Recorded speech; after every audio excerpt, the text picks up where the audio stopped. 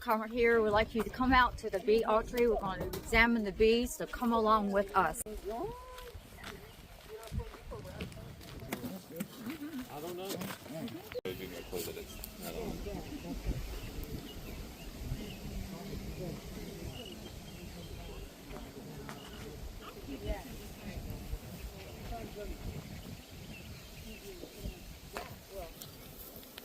And the other thing is, if you see these little holes, hive beetles love to get in those things, and the bees can't get to them. And it's just, I just don't, and they're hard to. The wood's easier for me to grip. If you go to the middle and try to pull that frame out, if you don't pull it out perfectly straight, or if it has some of that burr comb like this on the side, you can roll or kill a queen. And the see thing about it is, this is what I was talking about, that burr comb was on the side. So That's what that did, it caused that. Wow. You see how that is? So this, when you go in your hives, that's sort of what you're looking for. So you can straighten that stuff out before. And we've got brood, so we're in good shape.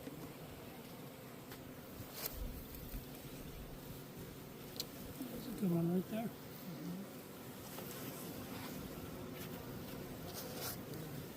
So what we're looking for, I'm gonna pass this around,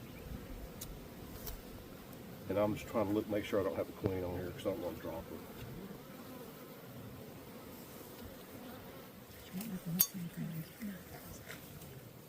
When you want to do your inspection, I'm going to see if I can find one that's got open brood, because they're plugging this and there's no open brood. But when you do your frame inspections, if you get the sun behind your back and you hold the frame from the top, and if you got that sun behind your back like this, you can looking down, the cells have a slight angle to the top. And if you look like this and you've got the sun over your shoulder, you can see right down the bottom of those cells. I'm going to pass this around so that you'll see what I'm talking about when you do that. The other thing is, what you want to look for when you do your inspections, I mean, you don't go in a hive unless you have a reason. And whatever our reasons, you want to make sure they have enough room, because we're getting towards the tail end of the honey flow. But what you're doing this time of year is making sure they have, and this one you can see it's got ample resources. You see all that capped honey at the top? Nice. You've got beautiful, now I've got some open larvae on this one.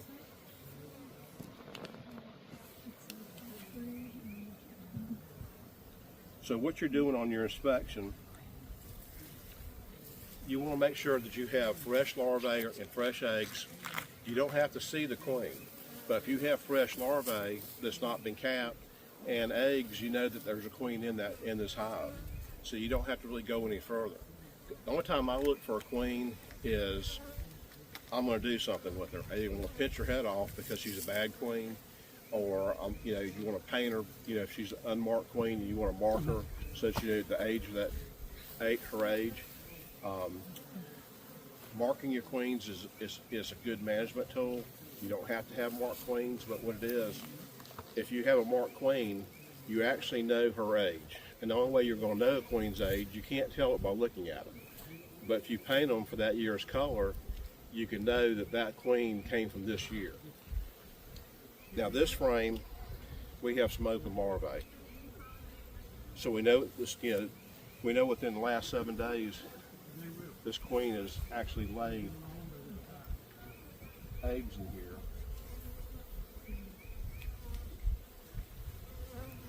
And what I want to go ahead and pass this one around.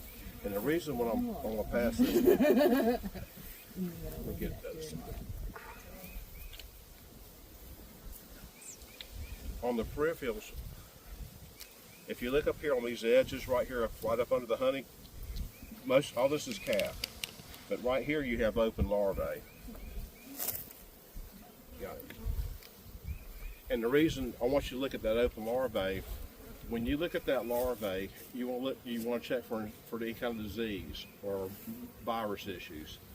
when I'm looking at that particular frame, the larvae I'm looking at, it's like a nice white new bee jacket. It's nice and pearly white. If that larvae is all colored, you've got disease issues. It could be a virus issue. It could be a brood issue, as far as like there's two diseases that we really worry about. European foul brood is a stress disease, so we don't really worry about that one. So American foul brood, as an apiary inspector, that's the only one we worry about. And American foul brood has different characteristics. But when we look at the cappings on that brood frame, we can see it's nice and healthy because those cappings are outward. They're not sunken in, they're not perforated. So that's good healthy larvae that we're looking at. Do we have any questions on that? Or? Can you tell the difference in the color, like if it's going to be American foul brood or European foul brood based on the They're color? very similar because the larvae is dying. It starts turning yellow and brown because and it just basically melts down to a goo. And with American foul brood, what it'll do is, as it dries out, as that larvae of pupa dries out, you actually, because it's a spore disease. In other words, it reproduces by spores. So you'll get this little dry scale in the bottom of the cell because it'll sink to the bottom. So you get this little scale. American foul brood has what they call a scale, and that scale, just in one cell, will be full of millions of spores. That's why we worry about American foul brood, because there's no cure for it. Yeah.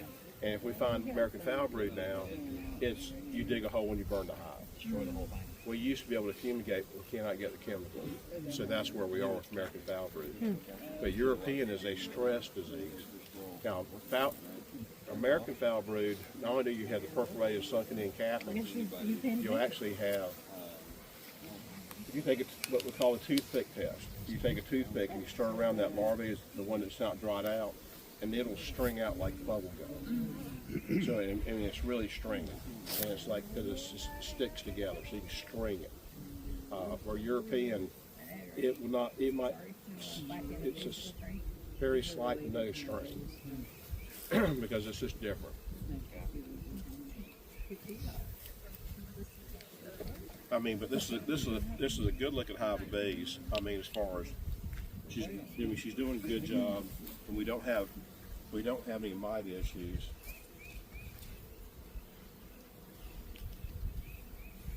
John, how can you tell there's no mites in there? Well, I'm not. And the thing about it is, when you do your inspections, I don't think about it a lot because I do it so much. But when I take a frame of bees, when I'm looking at those bees on the frame, I'm looking for issues with those particular bees. Now, when you look at this particular frame,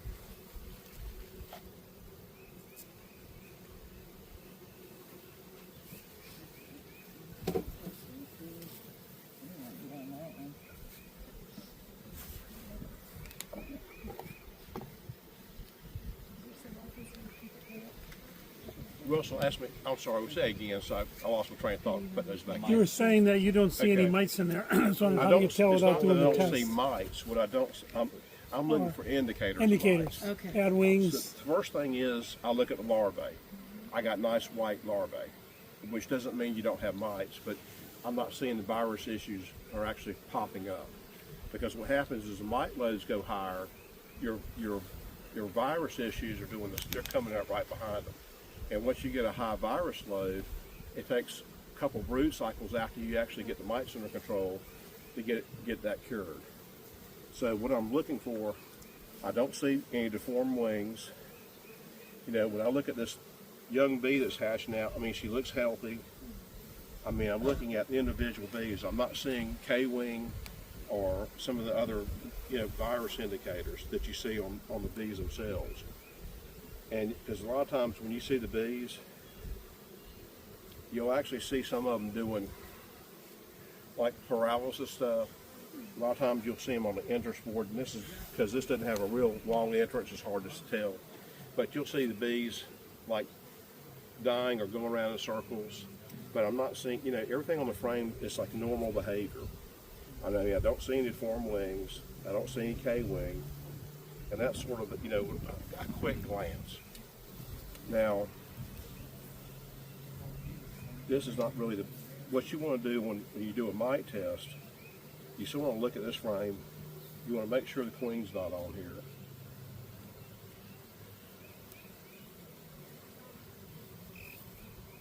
And it's good to double check.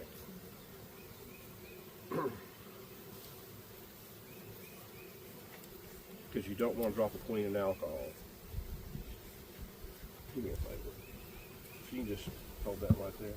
Got it. Thank you. And I'm going to do what I'm going to do. Switch those two frames because they went back in.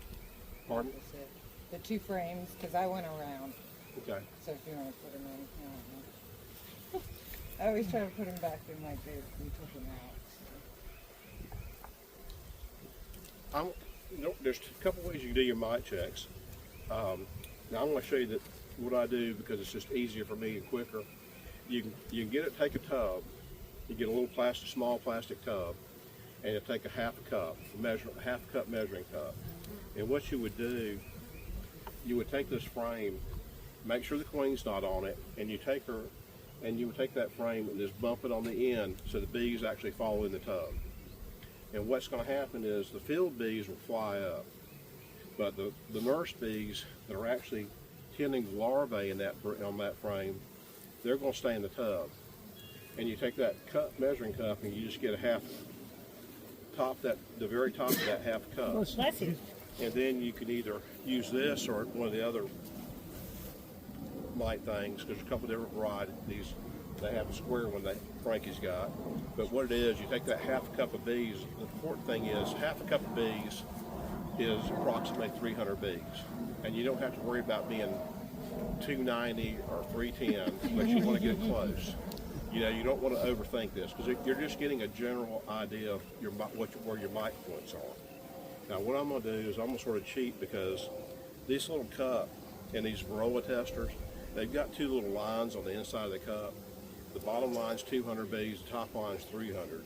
And what I can do, because when I do, I sort of go work for speed because if I have to do a lot of these, anything that makes it a little bit, where I can do it a little bit quicker. Mm-hmm. And normally what I'll do is take this, and you don't want to ever take alcohol over your hive. Because you spill alcohol, you're going to kill every bee that you pour that alcohol on. But what I can do... Just any alcohol, John? Sorry to interrupt. Pardon? Any isopropyl? No. Just regular don't overthink isopropyl it. alcohol. Okay. Save the good stuff to drink. So. All right. But all you want to do, I'm not gently pushing it across the bees. And if you can see...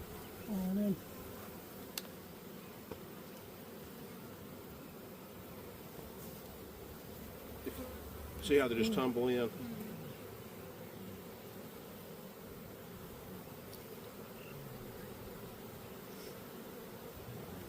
And once I get it up to that little line in there, that's all I have to do.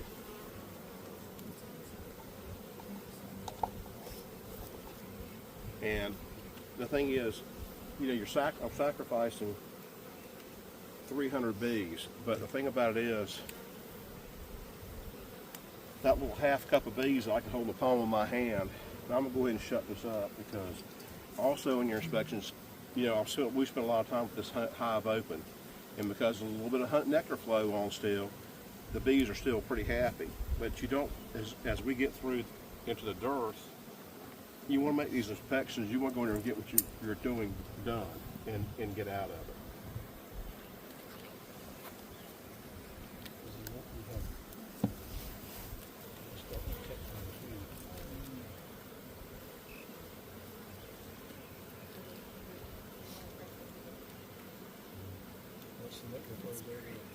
And this is just a John thing. I like to mash the honey so they can clean it up.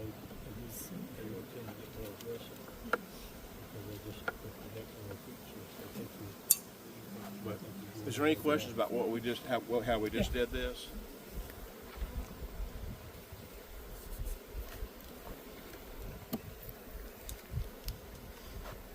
And all I'm going to do, I like to let it sit for a minute or so. all I'm doing, you don't want to make a milkshake. If you start doing this, and these things are notorious about leaking a little bit of alcohol. First thing you're going to splatter alcohol. Dripping now, John. And the thing about it is, you don't have to make a martini.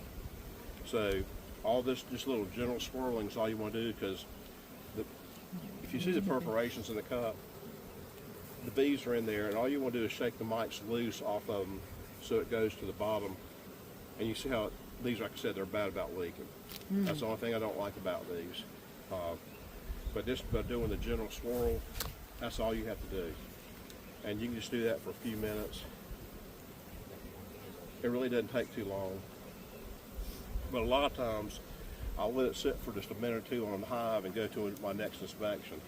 After you've swirled, John, you'll let it sit also? Yeah, Okay. I mean, and the thing is, I know that these bees were treated not too long ago before the honey flow. And I don't really expect to see a mites in these particular hives. Now, I did a field day last Saturday, and either there was a treatment failure, and I had a cup full. The whole cup, bottom of this cup, was covered in mites. And it's so important, because if you don't control your mites, your bees are not going to live. The reason we lose our bees is it's in the high 90th percentile that it's a mite issue. And the thing is, the mites are in the environment, they're in these hives, and even for our miticides, you never get rid of 100% of the mites. And the thing about it is, everybody will say, well, I don't see mites. Well, if I open a hive and I'm actually seeing mites on the bees, that hive is pretty much dead but doesn't know it yet. Because the virus loads are going to be so high. Sometimes you can do a Hail Mary with like a Formic Pro or something, and you can save them. But they have to have enough time to get a couple of brood cycles, probably 2.5 brood cycles, to pull out the virus loads. And they're so weak, they're susceptible to the other pests like wax moths and stuff. Because wax moths don't kill hives, but they take care of weak hives or dying hives. So when I look in here, I'm seeing nothing. So what I've got is a 0 mite. And that's not saying that 100% there's no mites in this hive. It's just saying I didn't detect any. But if I do a mite test and I'm not detecting any, that's telling me that the mite load in here is so low, I'm not detecting it. So that hive is good to go for a while. And of course, what I would recommend towards the end of summer, you want to do a mite test, because most time around here, you can get by with 2 mite. And this is not, it's sort of a rule of thumb, but it's not 100%. Most time you're going to have to treat in March, because the bees that made it through the winter, as soon as they start that brood cycle in January off the maple, the population of bees is doing this. So guess what? What are the mites doing? The mites are doing the same thing, because they're raising bees, they're raising mites, because the mites are raised in the brood. So it's just that you get that going up. So if you don't do that early March, right before the honey flow mite treatment, that mites are just going like this. But if you do that mite treatment, and usually early March, and you can test to make sure you need to, you can drop that load way low, and it gets them through the honey flow and through. And what's going to happen, now we're sort of in a transition. We're getting towards the tail end of the honey flow. If those of y'all have established hives, you've probably noticed that they're not bringing as much in. The drought sort of hurt us and slowed down. This recent rain might have helped us a little bit, because on good years, our honey flow can go to the end of this month. But like last year, it cut off in the middle of the month because we had that drought last year. And we had early rain last year, but this year, we didn't have all that rain early. So we've been pretty much in a rain deficit. Well, guess what? That rain deficit affects all these trees and our nectar sources. So the honey flow was really booming early this year. It was really doing good, but then it got so dry, it really sort of tapered off. And there's only a few trees that are producing nectar. Down in this area, if you're lucky enough to be around some black gum, and I'm not talking about sweet gum trees, the black gum that grows in the wet areas, and it'll grow up on the hills too, and a lot of the white gum. It's hard to find those places because of the development, because the house building down here, and The timbering also, because when they timber, they cut a lot of those trees, and those trees take many years to actually mature enough where they're actually producing flowers. So, but if you're lucky enough to have a good location, the black gum is still in bloom right now, and actually some of the white gum. But that's just sort of where we are in that transition. And what you're going to see is these hives, if you were lucky enough to make a good honey crop, probably the 1st of June, and once this honey flow gets over, everything that's capped. Now, y'all noticed in this hive when we were looking at those frames, and I'm going to pop this one open to see what's going on. But what you're looking for, if you're going to take honey,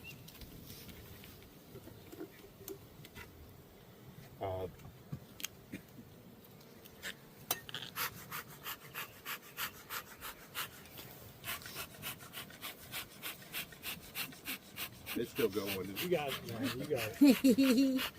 Like I said, you don't need to you don't want to over smoke them, because you'll tend to see if you over smoke the bees, it really doesn't do any good to sort of agitate them. But when the honey flow is coming on, when you open a box up, this is the kind of stuff you're going to see. When they ran out of space, they put a little bit of this burr comb up here, and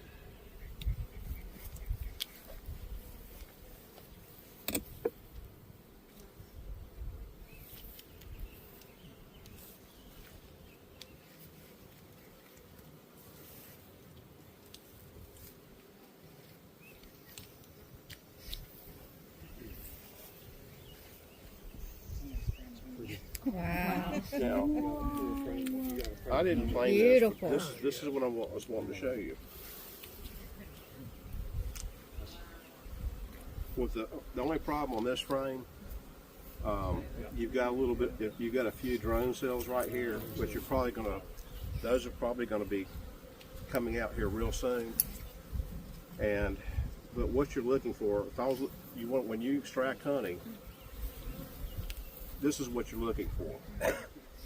If you notice, almost everything on here is all capped.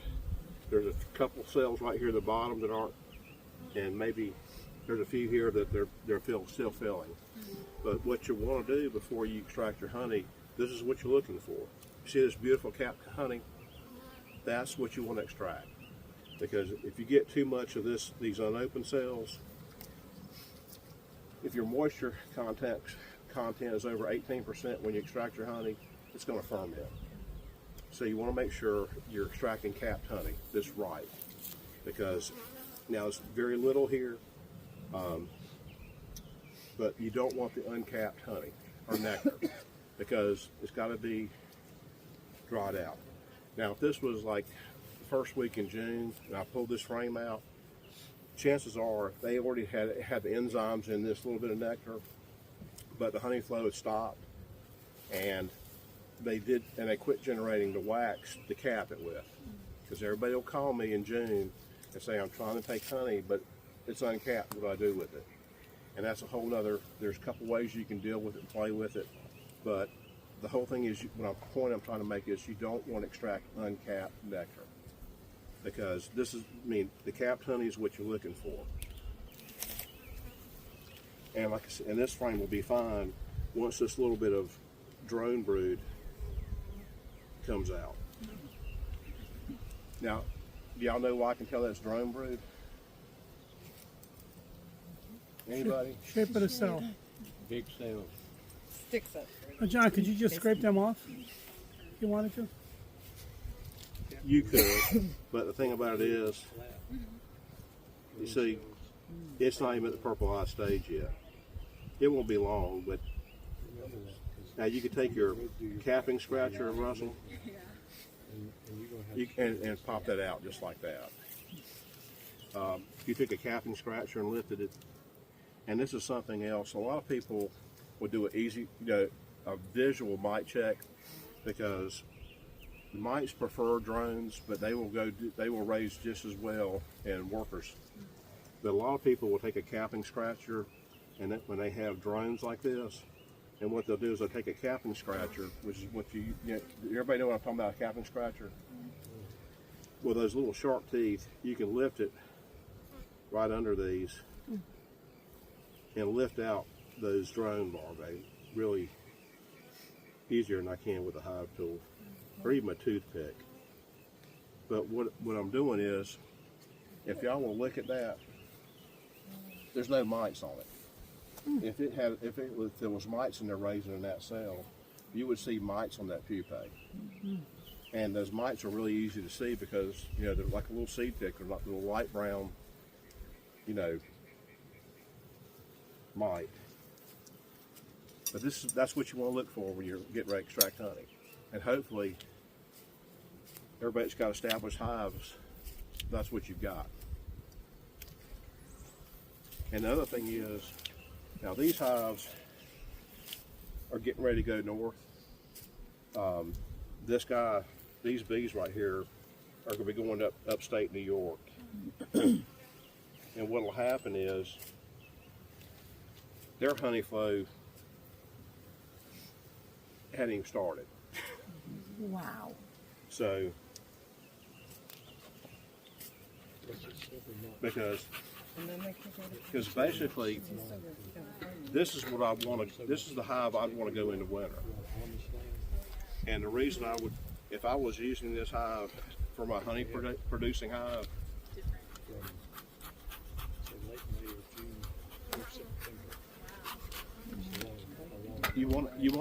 those bees have to have resources to winter over. And in the bad thing about our area, we're getting ready to go into a summer dearth.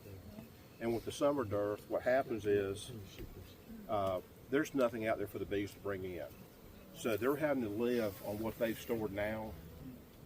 And and of course we have notorious really bad summer dearths. And what you can do, and say if you had been lucky enough and had hives like this a month ago, chances are you'd have a couple supers of honey. Because these hives have been manipulated and split to make more hives go for the honey flow up in New York. So that's the way they've been managed. And these will do well up there. So, but he's just starting his cycle up there. Ours is pretty much over with. But like I said, this hive right now, if you had this right now going into summer, chances are they're going to eat some of this food during the summertime. But at the end of summer, if you went in there and when you're checking those frames and they're dried out and there's no capped nectar in there, you can feed them to get them through the winter. So what we want to do now is, you're not looking at where this hive is now. You want to be looking at where this is hive in a month or 2 months from now. Because with keeping bees, you're always looking forward. Because you're with honeybees,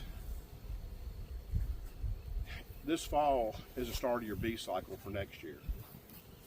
If you have mite issues at the end of summer, which most of us will have, and you don't do the mite treatments to get them ready to go into winter with the bees that are actually have healthy fat bodies, because what will happen is late August, early September, they're raising the bees for the winter. And those bees, your winter bees, are physiologically different from these summer bees. These summer bees, once they start going out that front door foraging, they don't live about 6 weeks. The winter bees, they have to live longer, because that's what's going to start the cycle off next January when the maple starts blooming, or early February. And if they don't have healthy fat bodies, because their fat bodies are sort of like our liver, and it helps process it. And the mites are feeding on the hemolymph, which is their version of blood, and also the fat bodies. And if they don't have healthy fat bodies, those bees are not going to live over the winter and have that longevity it takes for them to get that new cycle started off next spring. So, any questions? This is a quiet crowd. We're listening. Awesome, John. Love the information. Yeah, it's good. But I appreciate y'all's time. And but the thing about it is, it's really important is, if you take away anything from this, when you pull that frame out of your hive, what are you looking at? You want to make sure there's plenty of carbohydrates, which is that honey, this cap. You want to make sure. Now, there was one thing I didn't see in those frames, and I'm sure there's probably some in the bottom box, is bee bread. The pollen that they're storing, they have to have pollen and that bee bread that they store, so they can't raise brood without that protein. So the whole problem is, last summer is probably one of the first times that I can remember because of how bad the dearth was last summer. I had a beekeeper over at Lake Waccamaw, which is not very far from here, and he called me and he said, this was the end of summer, early fall, and he said, I've lost half of my queens. And I said, well, why do you think you've lost half your queens? He had a dozen hives, and there was not any brood in any of those 12 hives. And this is an area that there's woods around, and you would think there's plenty of forage for them. But what happened over there last year with that drought, all the little weeds and stuff that we don't pay any attention to, they get these bees through the summer, they dried out. And then on these sandy soils, you get that kind of dryness, those little plants just die. They're not producing any nectar, and it's not that they produce surplus nectar, but they produce small amounts that sort of helps the bees get through the summer. And they're producing pollen to make their seeds. So what happened is, it was dry over there, and if any of y'all ever go to Lake Waccamaw, it's in a low wet area, just like a lot of our area down here. Well, guess what? All the ditches were dried out. And what I was doing, I was checking for hornet traps, because I have one over at Lake Waccamaw. And I used to hunt over there for 20 years, and I mean, those ditches usually stay full of water over there because it's low, swampy land. Well, everything was dried out, and the goldenrod that was getting ready to start blooming, it actually turned brown before it got frosted on because it just dried out. So the point is, when you check those brood frames down your brood nest, you want to make sure there's pollen in there, or that stored bee bread, because if they out that bee bread, they cannot raise brood. My beekeeper over there at Lake Waccamaw, what he had to do, because there was no pollen for the bees to raise with, he actually had to get pollen supplement. And he put dry pollen supplement out.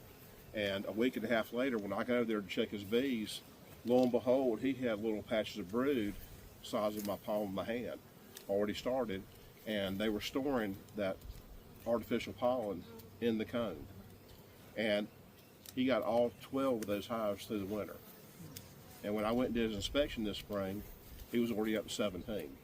But he didn't lose one hive, but he knew what to look for. Because when I asked him if there was any bee bread, he said no. And I had a hard time believing that was like no pollen and there's dozen hives over in an area that I used to have bees in a long time ago, never had a pollen problem with them collecting pollen. So all his hives requeened? Those queens were fine. There was just He just thought they left. Well, he went in every hive, all 12 hives, frame by frame, looking for queens. He found 6 of them. So he thought 6 of them had lost the queens because he couldn't find them. And the populations were good in these bees. I mean, they still had that summer population that was, it was actually going down, because what'll happen now, as these bees finish the honey flow, these queens are going to quit without the resources and nectar stimulating them. They're going to stop laying. They'll lay some, but they're not going to do this spring buildup where she's laying as hard as she can go, because, a month and a half ago, 2 months ago, these queens started laying as hard as they could lay, because they know this part of their natural cycle building up for the honey flow. But as the resources dwindle down and there's no nectar coming in to stimulate that queen, she's going to slow down her brooding. So, but the point I was going to say is, make sure when you look at those frames, you want to make sure they've got carbohydrates. You want to make sure there's pollen in there, and make sure your brood's healthy. Then you're good to go. Because if the bees around here have enough food, and you keep the mites under check, you'll be successful with your beekeeping. Now, I'm not going to say that you'll never have a queen event, because there's a small percentage of bees that we lose to queen events. But most times, if they have enough food and they have the mites under control, you'll be successful. I appreciate it, folks. Thank you. Thank you very much. Amazing, Mr. John. Give them space, they will build build. out. They're like Dollar General in that way. Car wash. Not all over here. Wow, that's really heavy. Wow.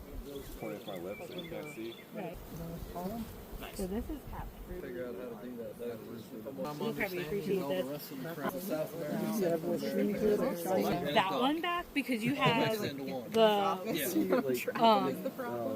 frame, you know, the space to move. and then it blows up. No, it's in there. Very well. Have you seen The very best piece of advice. I got you. The very best piece of advice I got was that you're not going to we know carry 30 every pounds of C4 on top of the regular but battle rattle. if you know what's kind of normal. So There's some I have like right there. different shape charges because we're breachers as well. you So know we're the what's first through a normal door, and we're the what's first in a not, patrol, as far so as we're the first to get shot goes. regardless if we're on patrol or in a door. If we get blown up because we're also what we call finger bucking, literally go up to an IED and you take your K-bar and you dig it out of the ground. Like Like, I yep, heard there's a bomb. the phrase blown up. Without the And bomb. instantly, yeah. Maybe I need That's my why I always glasses kept, for I a had sea a grenade larva. pouch right here. that- I always kept or is that my blasting caps right there in the middle? So this is all eggs, guys. Yeah, eggs. This one's So you might like So I see the larva and Can I you turn it see. towards me a little? Sure, I'm sorry. That's okay. Lots of eggs. You might be. You have to have that kind of Okay, let mentality. me turn this So- over and Or see you if end we up see missing her. stuff. Because there's a lot of eggs. I see the honey. This is She's like, Matt, where you at in Curry? Richard Switch. what else do I see? What the? I don't even know. I'm not going to try to say that. Richard. Richard's for future. That could be dangerous. Right? Who is it that owns the rodeo on your road? Down to the very end of Richard Switch and Oh, 421. I'm next sorry. I to meant Yeah. to hold it to her. Yeah. right Yeah. there. Oh, right So- there. See that right there? That's the tire. Oh, guy, I that's think. okay. And these are all eggs. And Those those are are all not eggs. When you're saying eggs, you're No, saying not Larry. Yeah. Lake. No, next So to Mo. the larva going starts down around from here. Mo. Oh, You I can know see what you're the talking about. round Yeah, tiny- across from the. So when you're done, Yeah. kind of just pass Across that from to the them so they BEGGINER can or all whatever go. it is. Because that's a really good. Go ahead. Because the last time he was in talking about. Do you want to? Did you see it right? Oh It's yeah, like this is larva. Curry, and I was like, That's where it's at then. Yes, smoker. Because unfortunately, I'm in an industry where I've seen firsthand throughout the years where I 100% like it's ridiculous. I mean, if we move the grass, there'll be a bunch of dead ones. Okay, that's I good. see. Oh, There's some cool bee. And so what is so that right there that you got your hands on? This is probably part of another frame that got stuck together. like the cap honey from the one next Yeah, yeah, it just got stuck to it. That's just a different pollen source. Oh, where do you? Wow, it's really building up. Yeah, what is that? That's not a. Oh, that's the queen cell up there. Maybe they are making it. I think this is coming out. That's not It's not. How tall are they? Oh, it's building out the cone. I think he has one. Stuff? What's that? When they have the weird ends like that, should you knock those off? Yeah, I usually do.